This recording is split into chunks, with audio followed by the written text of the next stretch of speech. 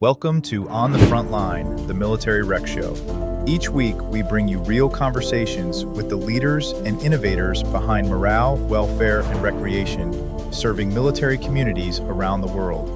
Hosted by John Prue, this show explores the programs, partnerships, and people dedicated to improving the quality of life for those who serve our nation.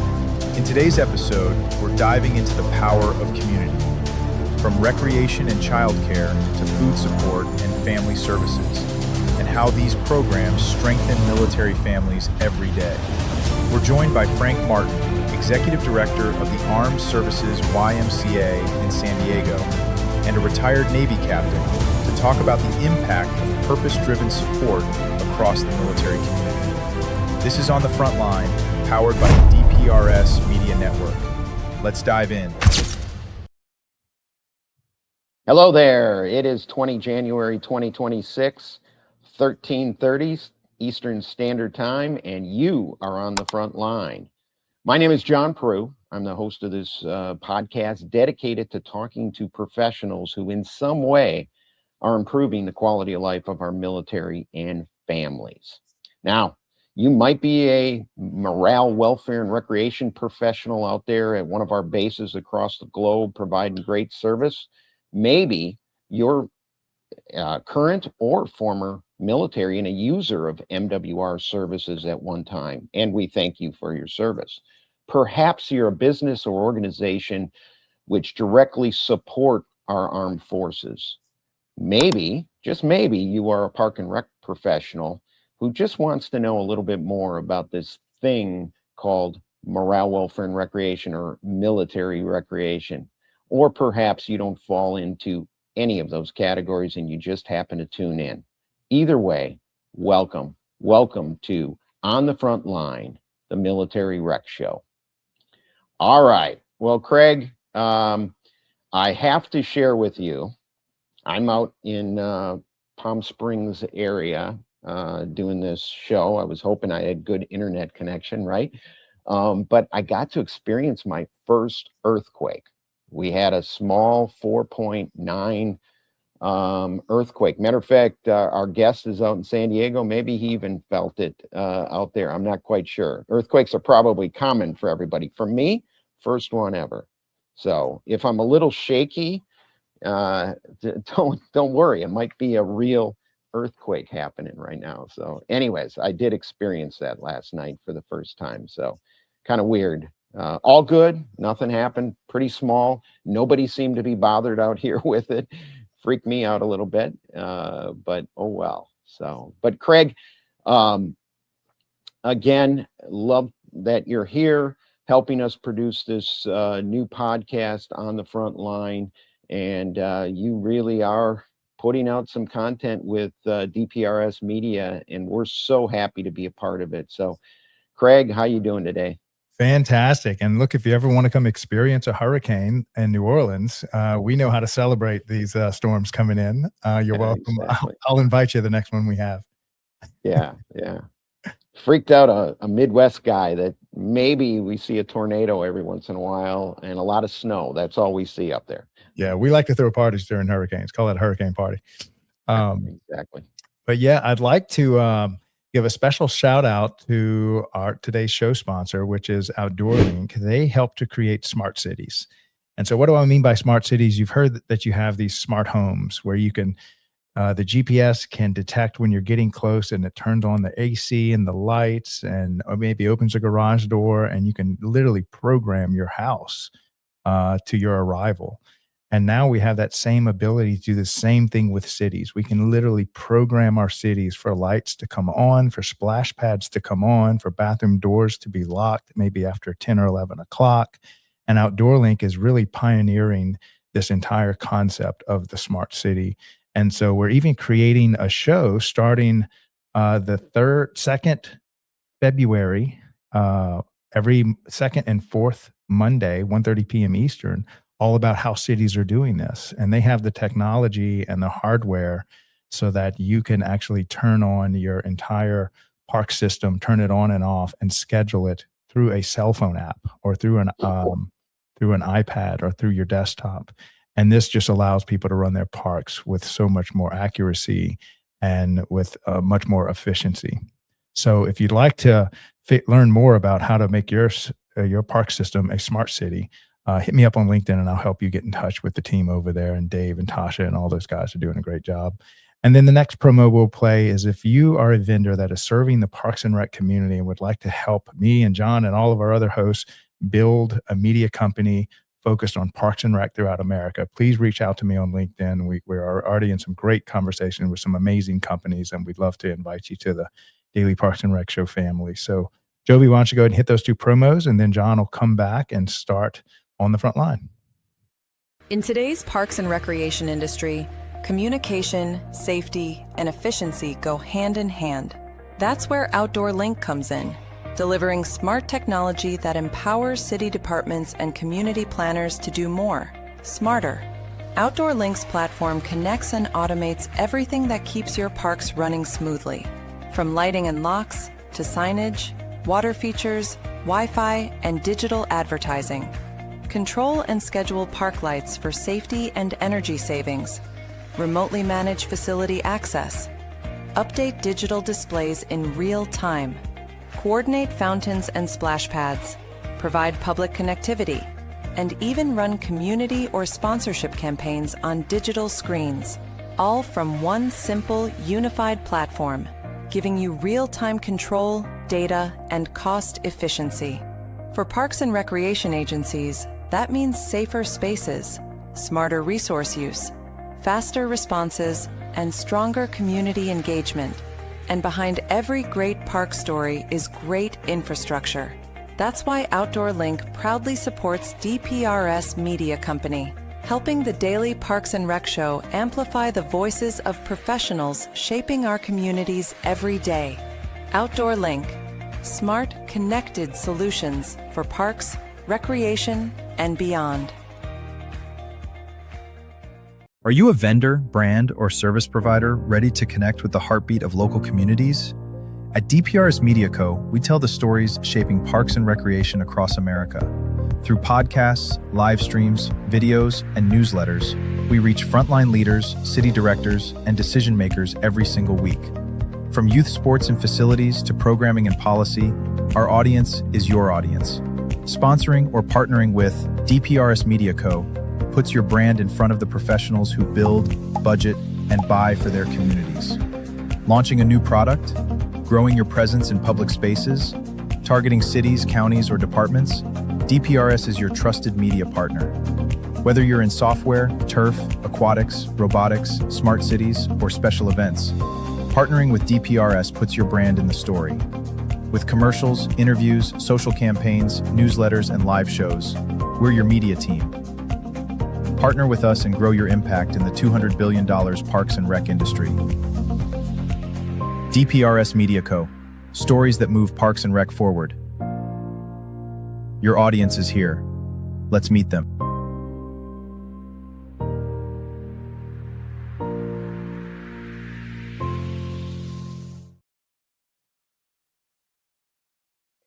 All right, we are back. And before we introduce our guest today, we'd like to try to show some of the really cool stuff that some of our MWR professionals are doing around the world, literally.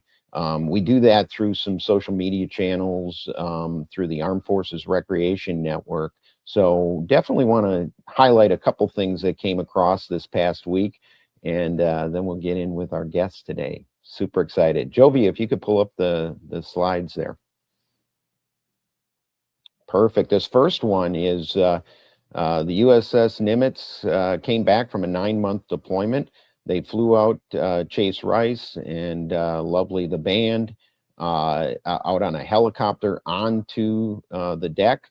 And they did a nighttime concert. And then the following day, everybody kind of rolled back in and they had the, great homecoming. But a 9-month deployment is a long time. And for this to be organized and supported through recreation and entertainment on a U.S. aircraft carrier, that is so cool. It happens quite a bit through Armed Forces entertainment and or MWR Navy entertainment. They do these type of things, but this just was great. I mean, the fact they came back from that 9-month deployment and had the great entertainment on there for them.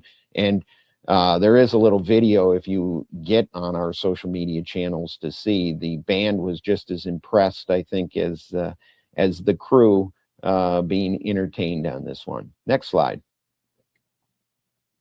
Okay, this one I love. This came from Navy Region Mid-Atlantic, and this is the folks up at the MWR at Newport, and they take advantage of having access to good lobster, and they've been doing this for a while. It's a really neat program, very reasonable.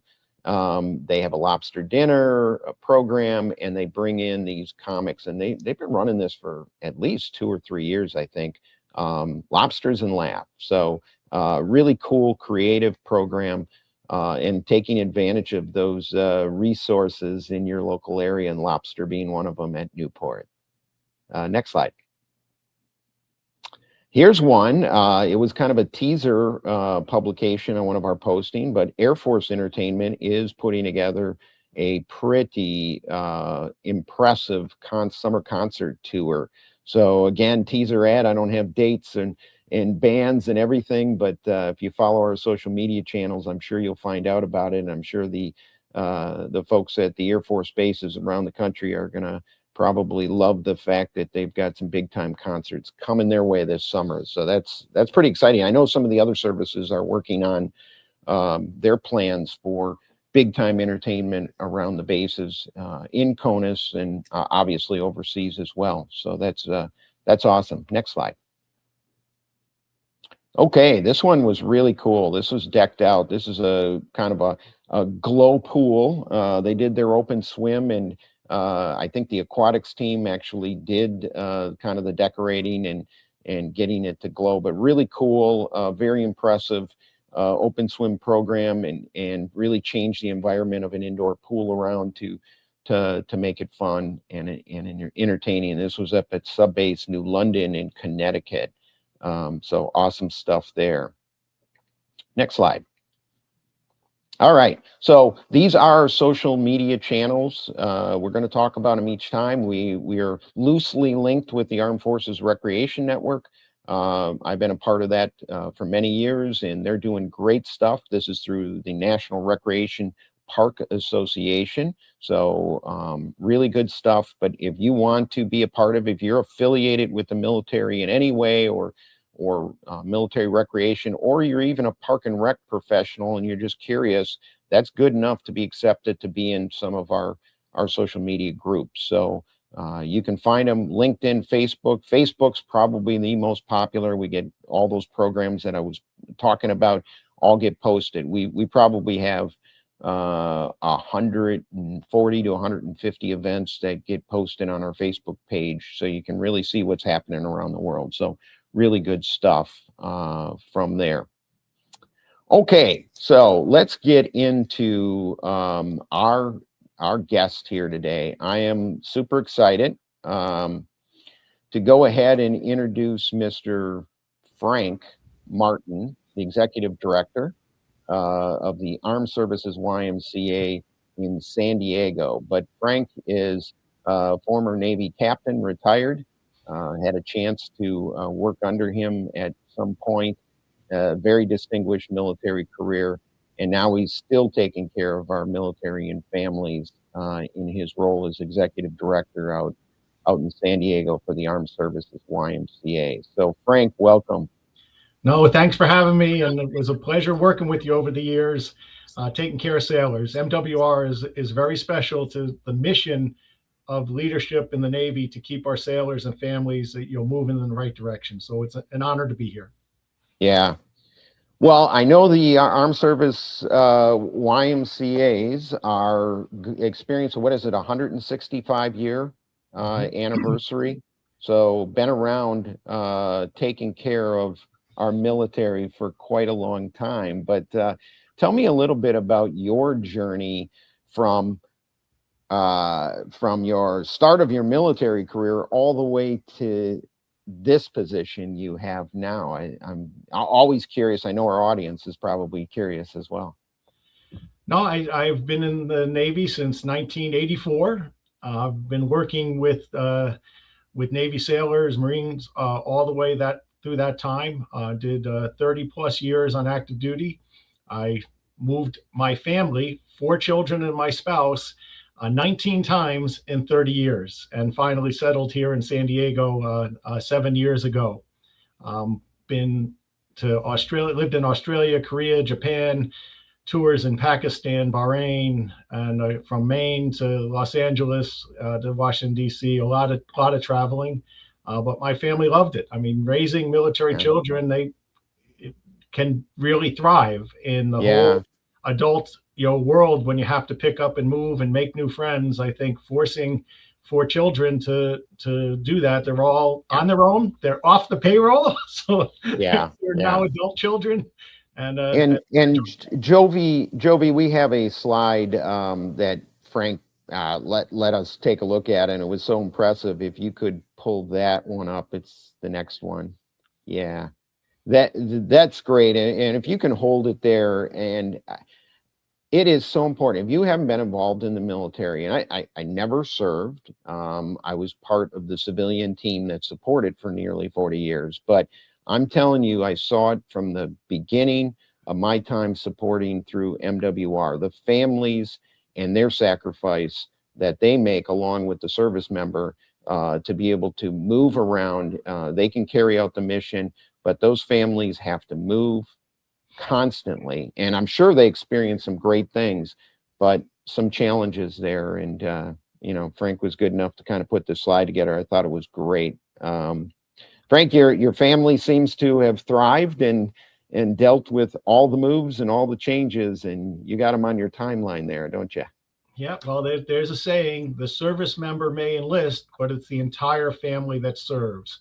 And having MWR, having the recreation programs are critical to making sure those families are engaged and taken care of, especially on long deployments like the Nimitz, gone for 9 months. That home guard to take care of families, the family readiness groups, the MWR services, the fleet and family support services.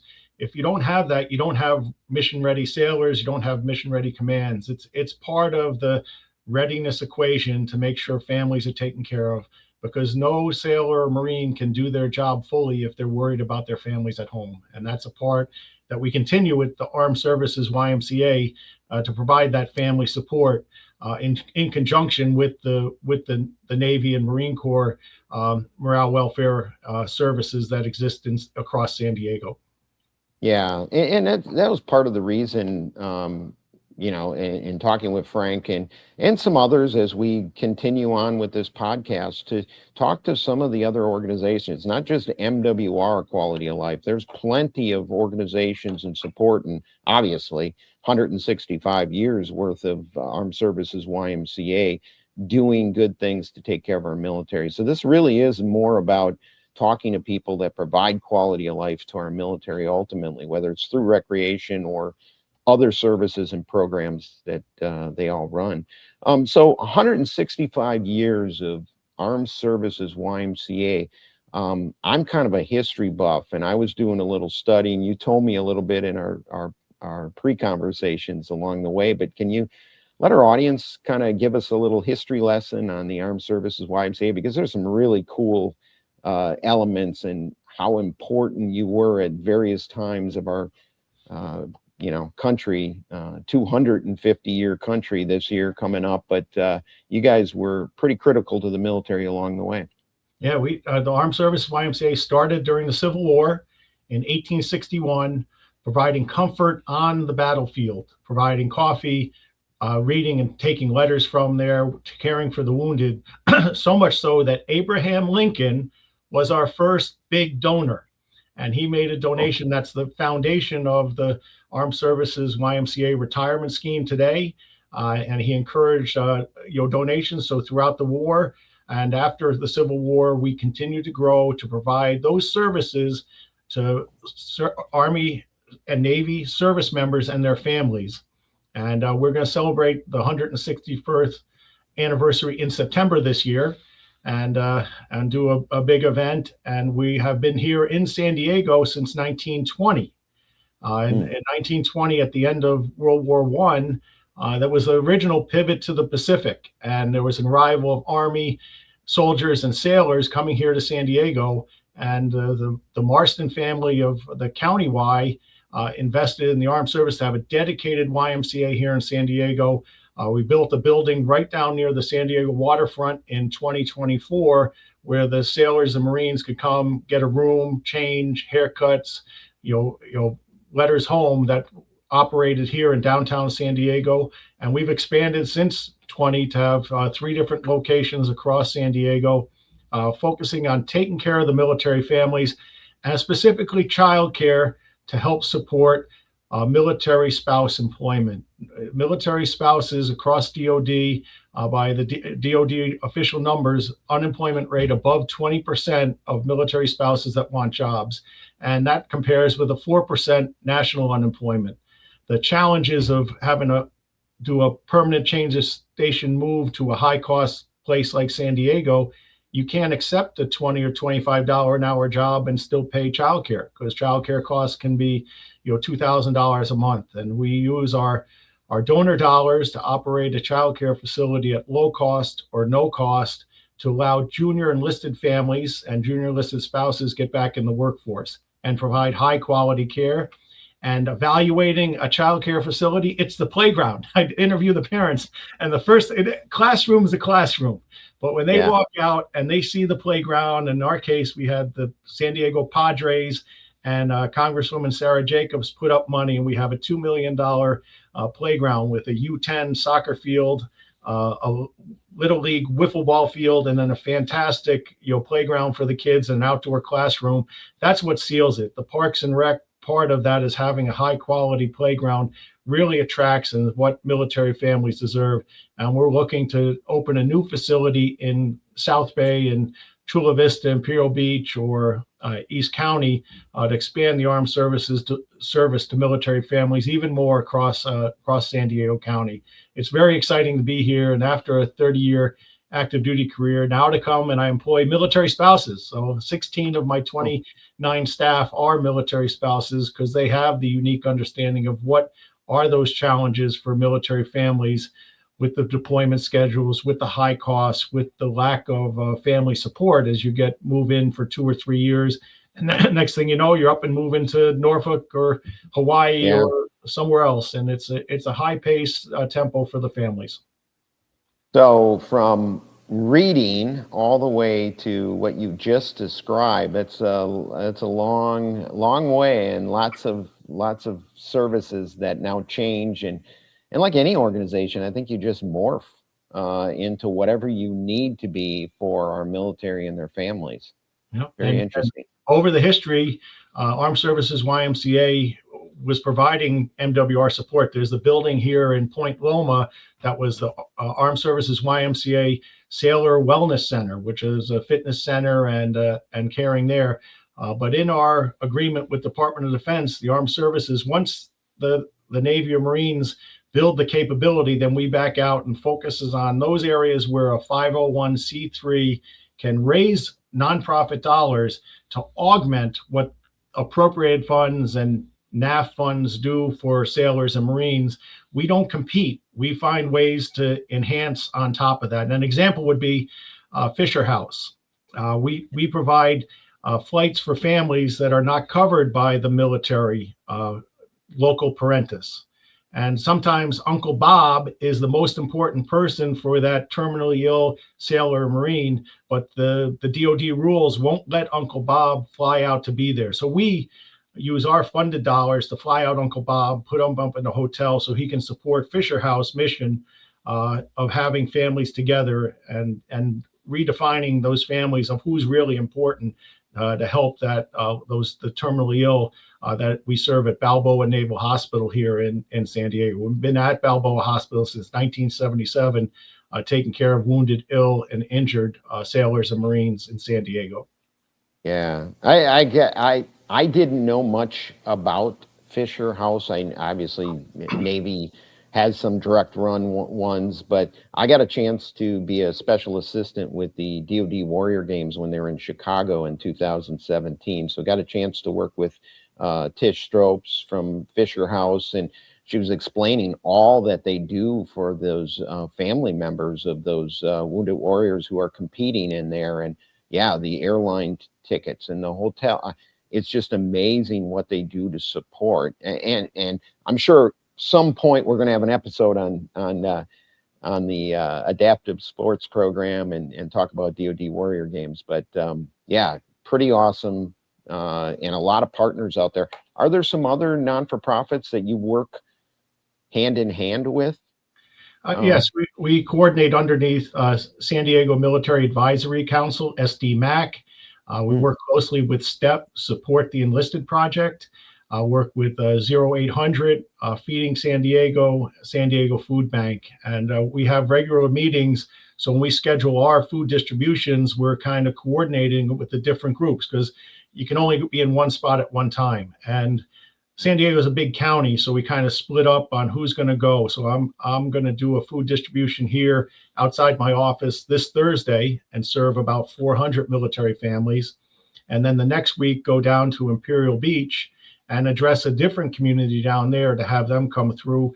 And then I'm going to do a Coast Guard one the month after that. So we try to do our food distributions, in different locations and dedicating to Coast Guard, Navy, Marines in different locations across San Diego. So we have the maximum impact.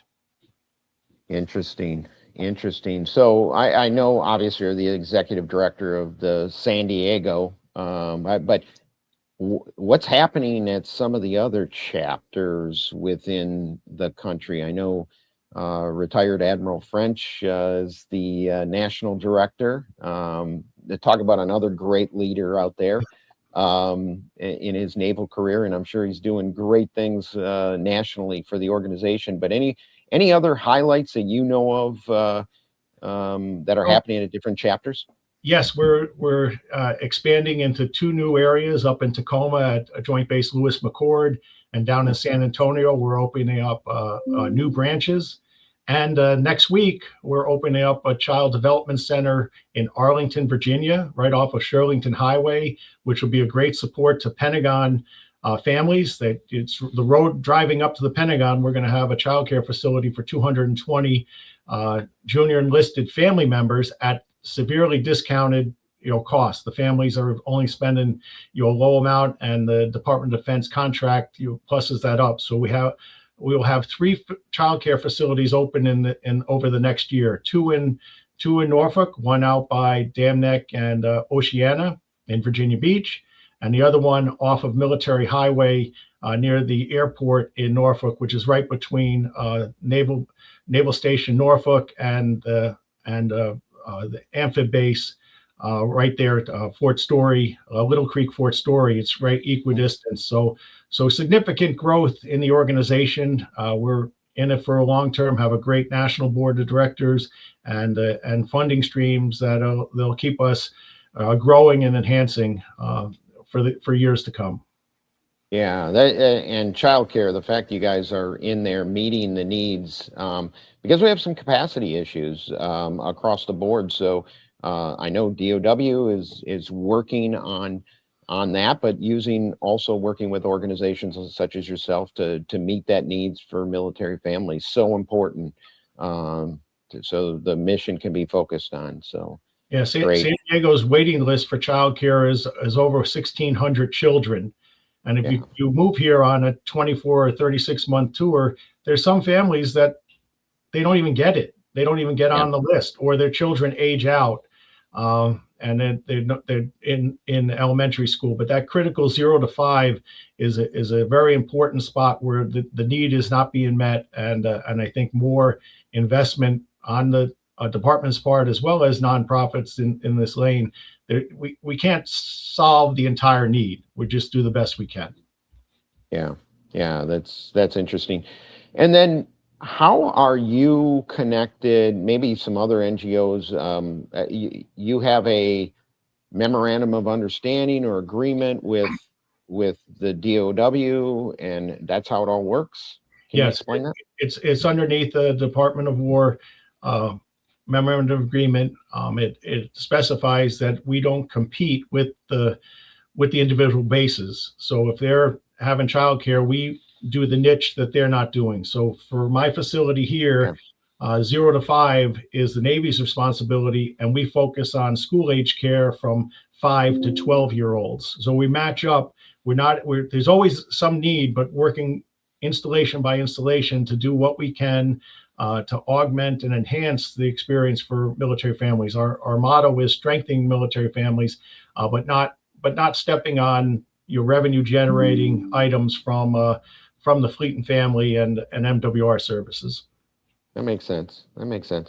Let's circle back. We talked about your naval career and all of the duty stations and ships you were attached to as a surface warfare officer. What was your why? Why did you get into the military? I saw you came through an ROTC program in college. Why the military? What was your why? Well, initially it was to pay for college, so that was there. And then my first tour, I showed up on a ship, the USS Warden, and immediately deployed 30 days later. And for being a 21-year-old doing quarters for muster, instruction, and inspection for 35 boiler technicians, there's a lot of leadership training that came in. And then how that 21-year-old talks to a senior chief petty officer who they trained me great. BTC Booker kind of made it ain't hard to be an officer. It's damn hard to be a good officer. And how that taking care of people, on the job and taking care of people when they have free time, because nothing's worse than idle hands for a sailor is not good. So having a robust MWR, from associated with the ships, and especially during my overseas tours in Australia, Korea, and Japan, you can't have silly sailor tricks happening when you're representing the U.S. in a foreign country. So having robust entertainment options. I had a picture of the Mount Fuji. We offered Mount Fuji for free for every sailor and Marine that wanted to climb up there, because it's a good wholesome thing. So that holistic approach to Naval and Marine Corps readiness has to have a component of filling the off-duty hours in productive ways. Yeah. Well, I'm sure it really kicked into gear when you became a CO, whether it was in Sasebo or Chinhee in South Korea, where now you had responsibility directly over, you weren't just a tenant command, you had control over the quality of life programs, and that's even more important sometimes. No, it was a big part of the responsibility in Sasebo, Japan. The Navy base is the largest employer of Japanese people on the base, and we had 6,000 Americans in Sasebo, Japan, out of a city of 360,000. So a pretty big percentage of there, and the visibility. When things are going great, everything's great, but one mistake of a sailor, a driving incident, that caused a lot of tension between the U.S. and Japan, and still today. So it's how do you have the off-duty recreation that's wholesome and focused and engaging to make sure the sailors return to their ships, ready to serve, and that the families are taken care of. Yeah, no doubt. That is super important, and it can't be emphasized enough. And I think if you really not involved in the military, you don't kind of realize that. And so, sorry, we're kind of foot stomping it a little bit on this one, but it is for people that better understand what the true mission is and how we best support our military and families. So that's all right.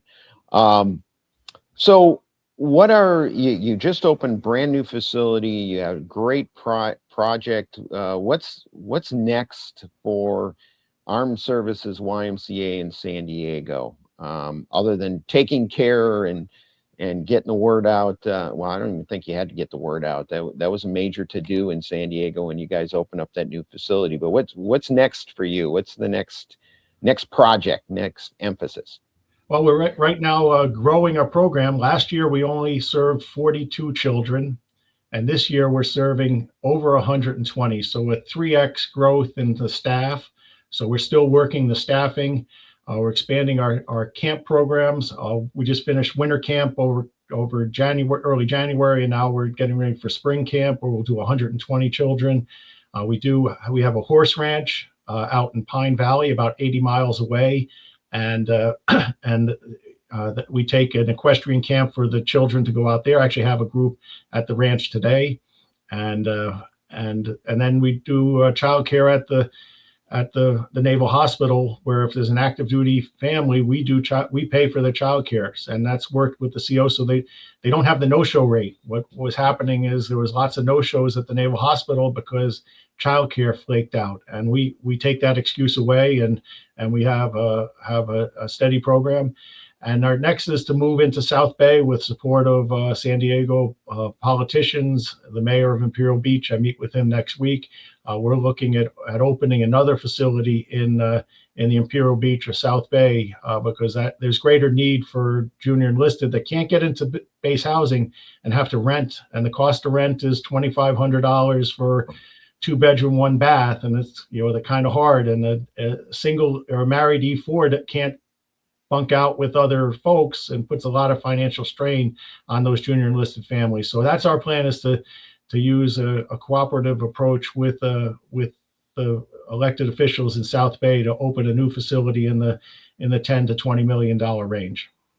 And I take it fundraising is always something you need to do because you've got these cool programs. How are they being paid for? Yeah, we have a very generous. San Diego is a very large retired military community. We have sustaining donors that were on active duty. We have lots of organizations lining up, but you have to ask. It doesn't. It takes an effort. I have my whole staff gets trained in philanthropy on how to make those asks. We use the Lilly School from Indiana University to do some training. A group, my staff, just finished the course on Friday, and then we try to roll that back in, have numerous campaigns.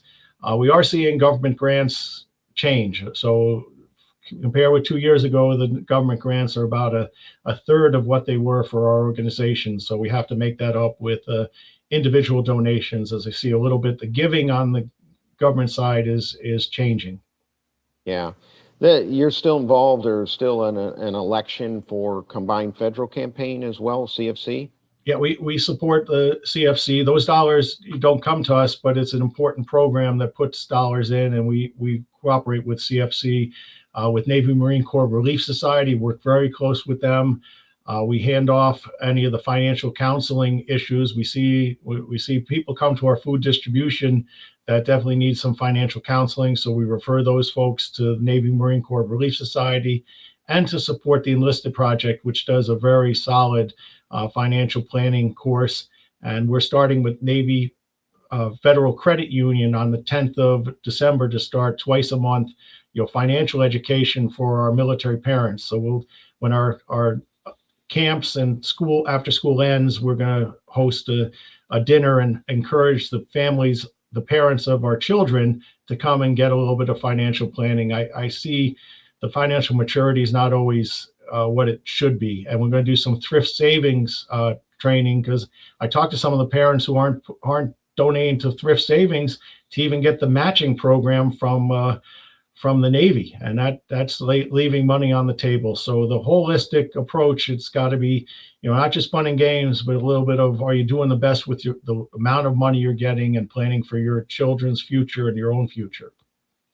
You touched on this too, and I was really amazed in kind of us talking about this conversation today, how much you're doing in terms of feeding military families. You're working with a couple different organizations, and you're just doing incredible stuff. And the quantities, it almost made me scratch my head. I'm like, really? Military families are in that much need? But apparently they are. Can you tell me a little bit more about that? Yeah, up until the government shutdown, we were doing in October, we were doing 2 food distributions per month. We distribute about 35 to 40,000 pounds of food to 550 families. When the government shutdown hit, we went to weekly food distributions, and we served over 1,200 families per month, and we jumped up to over 80,000 pounds of food we distributed in October, November, and December of last year. And no one waits in line for 2 hours for a box of groceries unless they need it. We don't allow media to come to take pictures. We respect the privacy of those military families as they do a drive up. And when I looked at our budget for 2026, we're going to do 3 food distributions per month, independent. I don't get involved in the politics of government shutdown, but I saw enough need, so we're doing 3 large food distributions, and we'll be doing 80,000 pounds of food every single month through 2026 is what we're planning to do there on that. Wow, that is impressive. Hats off to you and all of your supporting organizations who are making a difference when it comes to hunger and just making sure people have food on the table. And we have our partners like Navy Federal Credit Union, Navy Marine Corps Relief. We do a drive up, so each of those organizations can have a 30-second discussion with the families in the car, put flyers out for financial training, for opportunities, discounted camps at the county YMCA. We try to gather all those community resources when we have 300 cars driving through our parking lot to have an engagement. And Starbucks comes for free. They come and like hot and cold drinks. So the first stop, as the military parent comes up, they get a Starbucks hot or cold coffee donated by Starbucks to start their experience. Oh, and that's great. If I'm out there, I'll volunteer. And as long as I get my Starbucks, if I can get a cup of coffee, I'm in. You are welcome. 3 times a month, you have your choice. Come to sunny San Diego. I'm retired. I got time. I just need to get to San Diego, and the weather's pretty good out there, so I'll do it. The Department of War just signed something out talking specifically about physical fitness for youth, kind of taking more of a hands-on approach to our military youth and getting them involved, getting them more fit.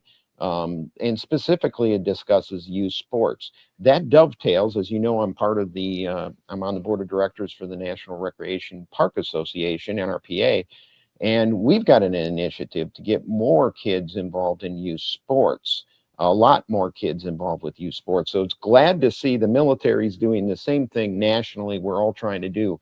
Can you speak on your thoughts about that initiative as a retired Navy captain, but also from Armed Services YMCA, how that kind of fits into your wheelhouse, so to speak?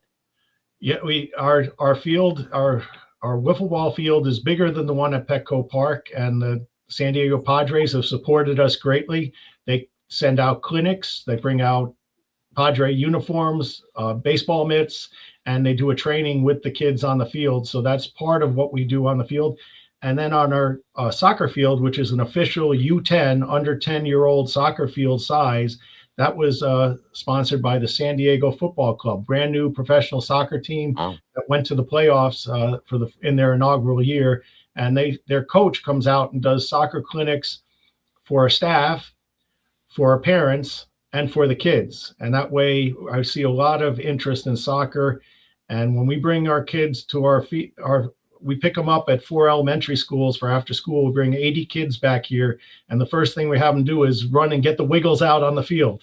And I'm losing wiffle balls and soccer balls going over the fence like crazy. So I have a steady stream of fundraising to replace the park. But that's our mode. Is the first thing they do is about 30 to 45 minutes of exercise, get the wiggles out. Then we feed the kids a snack, a very nice, healthy, nutritious snack. And then we bring our kids into the classrooms and we do homework with them. And if they don't have homework, they have quiet time. And the quality of our staff will sit down with iPads. I saw your outdoor link. We have smoking hot Wi-Fi funded by Navy Federal Credit Union, 400 megabit down and 400 megabit up on all of our iPads. So the kids can do their homework, and we know what their schools are. So we actually get the homework packages by grade, and we put the kids by grade doing their homework together, and then quiet reading. And we do prizes for the kids that can read the most books. And we measure that, and we let the parents know for that. So it's a holistic educate, feed, and exercise for the children. That is amazing. You keep talking, and there's more things I'm picking up on that you guys are doing. It's great. So and for my job, I go and I can take a break at 2:30 and greet 76 and 7-year-olds every single day. So from a father of 4, now I'm getting my training for grandparent. So I'll be ready to be a grandparent here shortly. That was my first job in MWR. Was at the old Family Activity Center, a big, huge youth center in an old Quonset hut out in housing in Forstall Village. You know Great Lakes well. Yeah. And yeah, we had roller rink, and we did youth sports, developed that whole program. It was amazing. Some of the best times of my life, for sure. That's awesome. So a lot of similarities to this. You mentioned, whether you're providing financial counseling and childcare and all of these quality recreational type events and programs that you offer. Do you have specific examples? I have some friends and colleagues in the San Diego area working for the MWR, for the bases directly. I know you're not treading on their territory from a competition standpoint, but is there a healthy partnership where you actually link up on some of this stuff, or cross promotion? How does that all work? Yeah, we attend all the homecomings, working with the N9 Fleet Family Support, particularly like USS Nimitz coming home. That's a big, 4,000 people on the pier, and we bring our tents out there. We have a welcome home sign, so we have the kids do their artwork. We have a cell phone charging station. We have some snacks, and we're right there with MWR and Fleet and Family and STEP and all the other groups to welcome the ships home. Both the big ones and the small ones, the cruisers, destroyers coming back. We'll go to Naval Base San Diego for those homecomings there. I regularly meet with the Region N9. I share all of our events here. We do the resiliency fairs, the pre-deployment resiliency fairs. We did USS Princeton just last week, where we'll support and advertise our programs and offer to the Family Readiness Group and the Ombudsman ability to take the families out to our horse ranch, Horse of the Sun Ranch in Pine Valley. We'll let that Family Readiness Group for USS Boxer or USS Princeton use our facility. If they get the families out there, we'll host a barbecue for them and do some equestrian training. We have an archery course, and we have a laser tag. So it's a great fun day that we offer for free for those pre-deployment or for the spouse groups while they're deployed, to go out and use our ranch facility. And then evening classes, we do movie nights on our field. So we'll invite folks out. Chick-fil-A brought a tractor trailer kitchen and served 1,500 meals for the Murphy Canyon families while we were doing an event on the playground, for them to go. So yeah, the generosity across San Diego is phenomenal, whether it's in kind like Chick-fil-A or donated dollars or government grants, city grants. That's how we can offer low cost and no cost events for the military families. Wow, that is incredible. And you're right there by the DOW and the Navy's, and Marine Corps' assets working side by side. That is absolutely incredible. So all this good stuff you're talking about, is there something right now that's keeping you up at night, something that maybe need to change or do differently, or just be aware of because maybe the landscape's changing a little bit? What keeps you up at night related to your job? Well, in the job here, it's January. So everything that happened in 2025 is old news. And I have all the bills and all the fundraising. So the part right now is getting organized to have the maximum impact in 2026, to invest the efforts of our board of management to help us expand, to gather the donations, because you're starting from zero, just like a sales job. After the Navy, I worked 8 years at AT&T in high pressure, military contracts, and you're starting fresh every year in January, and your quota went up, or in our case, our expenses keep going up. It's not getting cheaper. So Right now, to hit the fundraising street, hard early in the year to see what we can do. But there are a history since we've been here since 1920.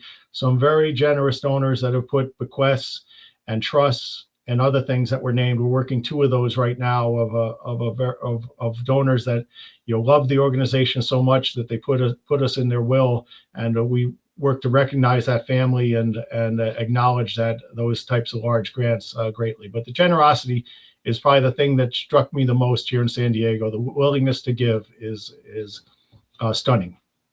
Yeah. So, and this is just me, I don't know if anybody else is curious. Do you have any real connection with the YMCA? They're celebrating their 175th anniversary, I believe, this year. And I'm an old, I've always been involved with the Y since I was a kid. I worked there through college at the local YMCA. So I'm always impressed with their mission too. Do you guys have any connection? No, very close. The CEO, Todd Tibbetts of San Diego County Y, I meet, he supports us greatly. The County Y childcare experts helped us accredit our facility. So they supported in, reviewed and inspected our childcare programs that were now accredited and licensed with the state of California, thanks to the County YMCA. County YMCA gives all of my staff a family membership to the County Y. So I go and swim at Toby Wells and do my workouts over there. And the food distribution we're doing next week is down at Camp Surf, which is a County YMCA facility in Imperial Beach. And they're letting us go down there, and we're going to expand our Operation Little Learner program on County Y property. So there's a different type of program where it's a mommy and me type training for military parents to gather them together so they make friends with other people that might have just PCS from Japan or from Florida, and we bring them together. And we're going to have 3 classes at the County YMCA facility. So yes, we work very closely together. A lot of our donors are back and forth. Tom Seidler from the Padre ownership, he's on the County YMCA board, and he's one of our best donors with private and Padre funds. Padres gave us 450 tickets that we distributed to military families last year, and we're continuing our program bring military kids on the field a couple times a year to do a training session with the Padre coaches. So yeah, there's a lot we do together with County Y and with the San Diego Padres. And I'm a huge Padre fan. I've been season ticket holder for 7 years now. Oh, I can't wait for baseball. Pitchers and catchers report in a couple of weeks. So we're almost there. That's awesome. So if someone is watching this, whether they're going to watch it a week from now on our social media channels or eventually is going to live on YouTube as well, if they want to help you or any of the chapters for the Armed Services YMCA, how the best way to go on the website? What's the best way to give or support in some way? Well, we'll see if we can get the QR code to get posted with the link here, and I'll reshare with our QR code that brings you to see what all our programs are. And for people in the San Diego area, I invite them to come to some of our events. Like this Thursday, we'll have 50 or 60 volunteers serving the 400 families food. And I would encourage any folks there. I do special program tours so people can see that. At the Naval Hospital, we have NICU cuddlers. That's neonatal intensive care. We screen the volunteers that actually hold the babies to kind of get them warm.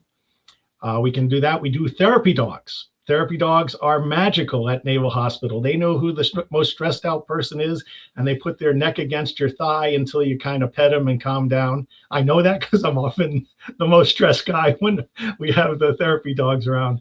So volunteering would be any of those events, and then some of our movie nights and other things that we could help with volunteers to help serve the families on our ball field. But so getting involved. So we'll have a link, QR code, and anything can help. But people that volunteer their time tend to be the biggest help of all. Is people. Yeah, definitely. Sometimes you may not have the resources to be able to give, but your time and talent is certainly something that can help any non-for-profit, and certainly one with a mission such as yours, which is so vitally important. Awesome. Awesome.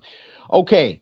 Well, I'm going to ask you because I'm curious. We do have an audience. I would imagine they're armed forces rec professionals or they're in the business itself. So, as a retired senior officer in the United States Navy, any advice you could give to our MWR pros who may be in that mid-level management range, not sure if they're going to stick it out for a career, maybe they are, maybe they're not. Any advice coming from your perspective, because I think people would appreciate it. Well, having command in CONUS in Great Lakes and command overseas. So for those young, MWR folks, I would say look to an overseas job. That excitement of being in Japan and Korea, Australia. Two members of my staff were part of MWR doing the fun bosses in Atsugi and in Rota, Spain. And so they did their college training and then went and did the MWR internship programs at bases overseas.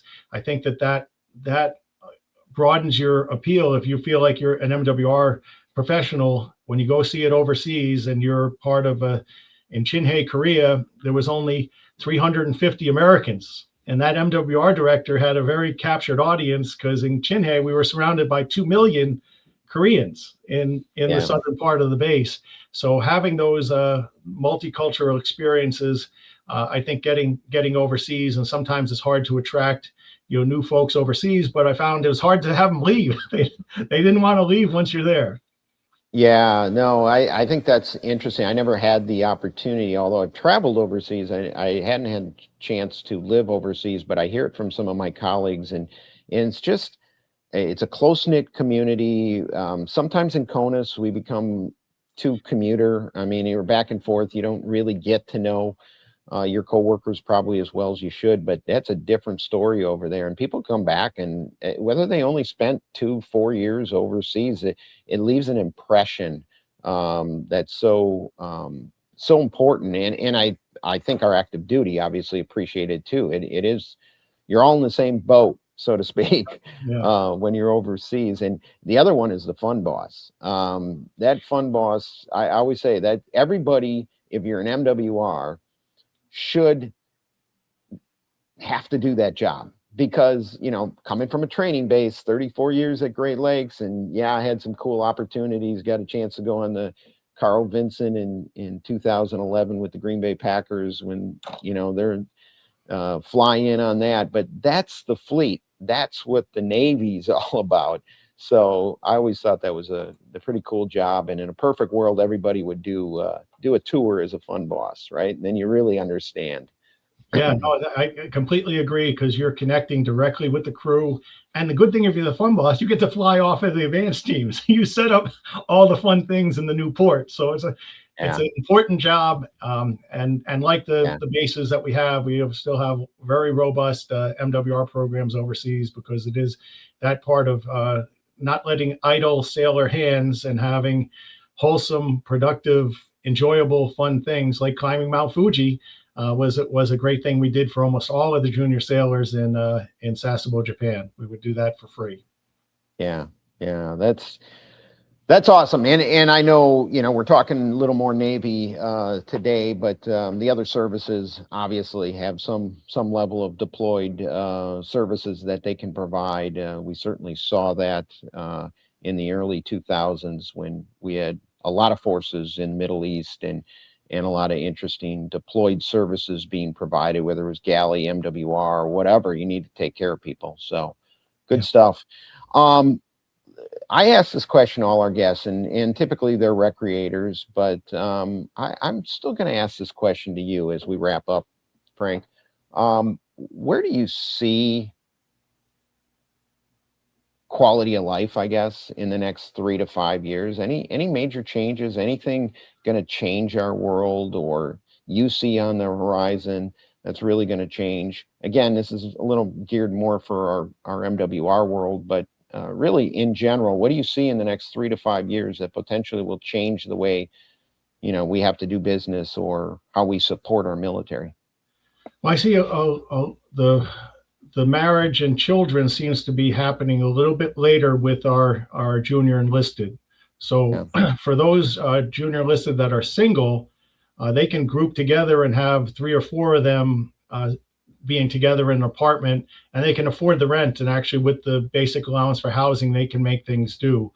But that married E4 that has 1 or 2 kids, that challenge when housing is filled. Right here at Murphy Canyon, we're one of the largest military family housing compounds. There's 2,300 family units here, and they're at 94, 95% occupancy, and those other 5% are going through change of occupancy. So I think the challenge will be addressing married junior families that can't fit into Navy housing or military housing, and they have to rent out in town in a high cost area. And that's why Armed Services YMCA is targeting the South Bay, because there's less military family housing units down there, and there's more junior married sailors that have to compete in the rental market, and they have no money left over. So finding a way to address those junior families that are starting up, it's less than it was, but it's still a significant percent that can't fit into the military family housing and need to find their rentals out in town. And the spouse may not be able to work because they don't have the family support structure. So childcare, living in San Diego without 2 incomes and 2 cars is a very hard prospect. And that's a lot of payment when your rent is $2,500 and then you got 2 car payments. There's not much left over for a junior family. So I don't think that's going away. I think that's going to become more acute. And people will look at those unmarried sailors living high on the hog and say, well, hey, there's enough money for them. But it's not you can't paint that brush across, those junior married families, which is still an important group that we focus on most. So it's military spouse employment, affordable childcare, and food insecurity for some folks that are over leveraged with 2 car payments and expensive rent. That box of groceries once or twice a month makes a difference in their stretching to make things meet. That's great perspective, and really, I think a great way to kind of cap this off. So that really is it for the show today on the front line. Frank, so happy you were able to get in here and be on the show early in our early episodes, and we would love to have you back. Maybe we can get Admiral French back on here at some point too. That'd be fun to do. But thank you so much. And for all of you out there, just heads up, I'm going to do a little tease. Next week, we're going to talk to Mike Holtzman from Holtzman Hospitality Group. And we're going to talk all things concessions and food operations, because yes, that's another thing that MWR does, is run food and beverage operations. So, and we don't probably talk about it enough because we're not trained in food and beverage. And then all of a sudden we have a snack bar or a concession stand, or heck, a restaurant in the middle of our rec center, and we're responsible for running it. So we're going to have a great conversation with Mike Holtzman. So that'll be next Tuesday. So same time, same place. On behalf of DPRS Media and On the Front Line, the Military Rec Show, we are out here. Thank you. All right. Thank you, John. Great to connect back with you. Yeah, we'll talk to you soon, Frank. They say it's just rec. Just rec, where kids learn to try again. Just rec, where confidence begins. Where teamwork, effort, and fun matter more than trophies. It's not about perfection. It's about participation. It's not just rec. It's where kids learn to love the game and themselves. It's just rec until they learn teamwork for life. It's just rec, but it's everything to them.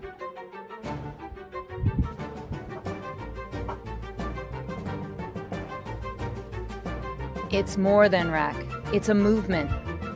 It's just rec until you realize it's shaping the next generation. Together, we're not just running programs, we're building a culture of confidence, connection, and community. Join us.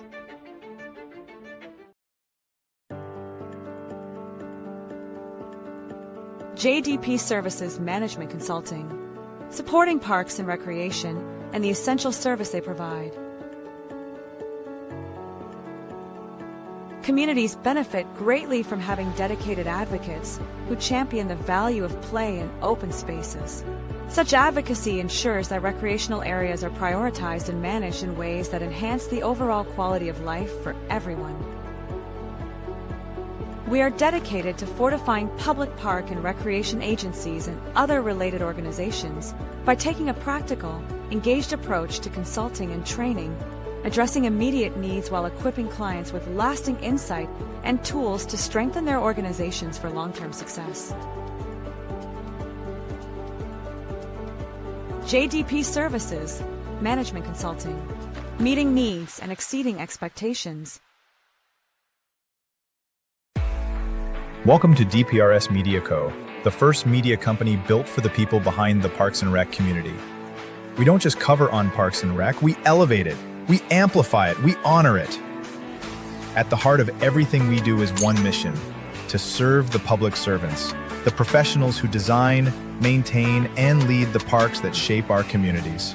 Under the Daily Parks and Rec Show, we produce 6 powerful platforms. Leadership in Parks and Rec, a spotlight on directors, superintendents, and visionaries shaping the future of public spaces. Facility maintenance, where the boots hit the ground, a deep dive into the systems, crews, and craftsmanship that keep our parks clean, safe, and beautiful. Young Professionals Network, shining a light on the next generation of Parks and Rec. Students, interns, and mentors sharing how we build a legacy together. Youth Sports Mastery, sponsored by National Academy of Athletics. This series is for coaches, parents, and rec leaders working to make youth sports fun, fair, and meaningful again. The Rec Room, hosted by the passionate leaders of Henry County Parks and Rec. This show brings frontline energy and real-life stories from the field. And the weekly Parks and Rec Post, our official newsletter delivering stories, insights, and community wins every week. We are DPRS Media Co., LLC, a media company with a mission to uplift the professionals who serve every community, every park, every day.